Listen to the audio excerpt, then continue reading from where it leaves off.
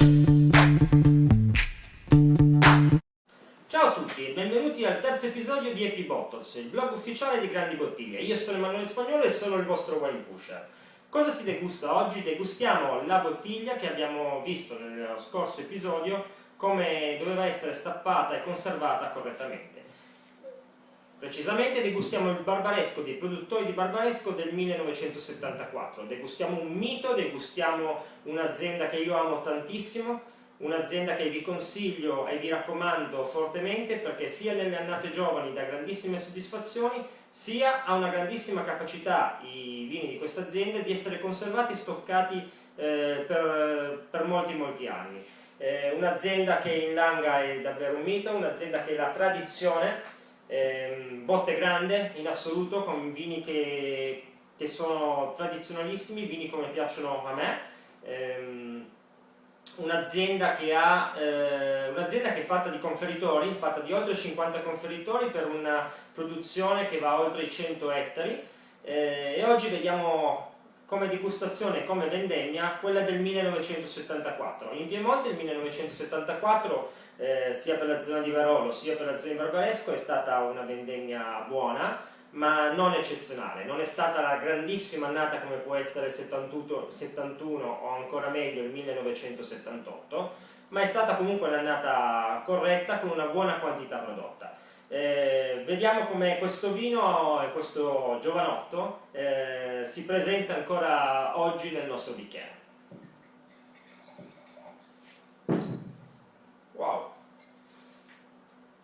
Naso incredibile subito di qua. La bottiglia è stata stappata 24 ore fa, quando abbiamo visto come nel secondo episodio appunto come andava stappata, e la sensazione che ho avuto, senza approfondire troppo la cosa, è stata quella di una chiusura quasi totale. Non c'erano profumi al naso e il vino aveva qualche puzzetta che era fastidiosa.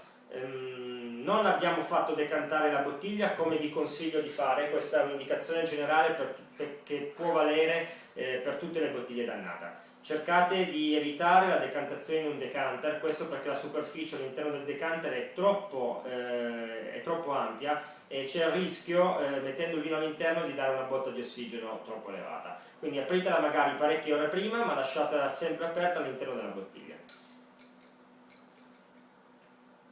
Ora il naso non è più chiuso,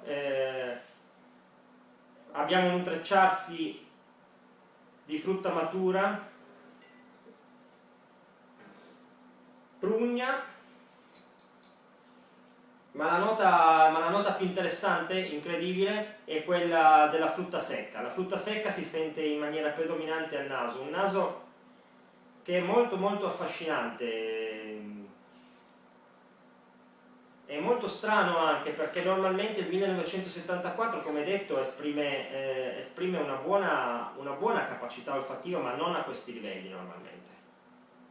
Il vino sembra giovanissimo al naso, è incredibile come i profumi si esprimano davvero non per un vino di 35 anni, ma quasi fosse più giovane.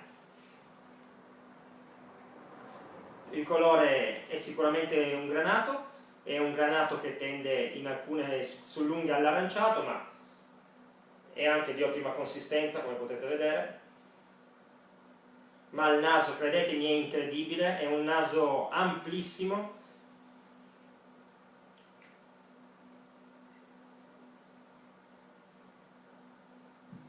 E l'idea che mi ero fatto al naso la possiamo sicuramente esprimere anche dalle sensazioni che abbiamo in bocca. Un tannino ancora incredibilmente vigoroso. Questo non è un vecchietto che sta per andare in pensione, ma questo è sicuramente un vino che ancora vuole dirci parecchie cose.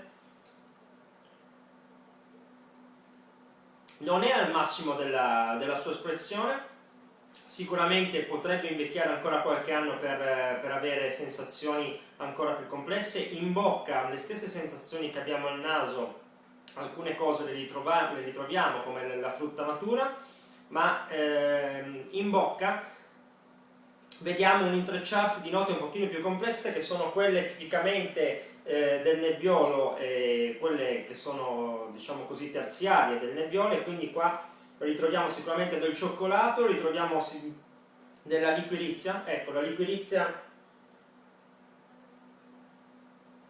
che al naso non si percepisce notevolmente di più in bocca.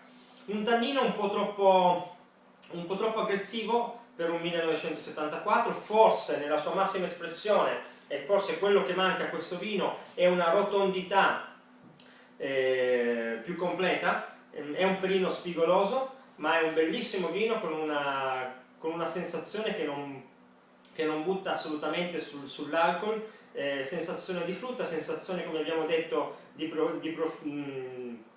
cioccolato e di caffè. Un grande vino, che dire, davvero 1974 di grandissima sorpresa.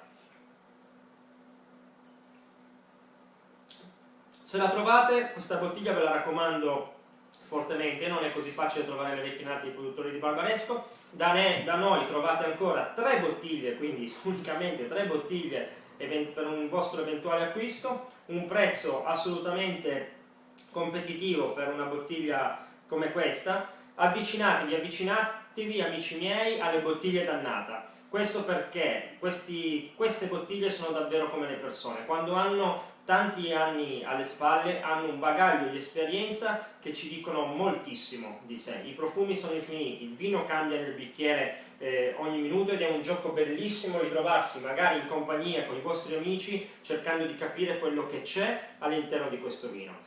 Ogni persona può trovare cose diverse sicuramente, questo vino è un piacere da degustare.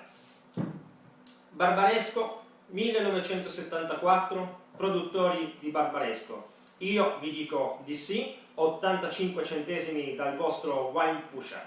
Grazie.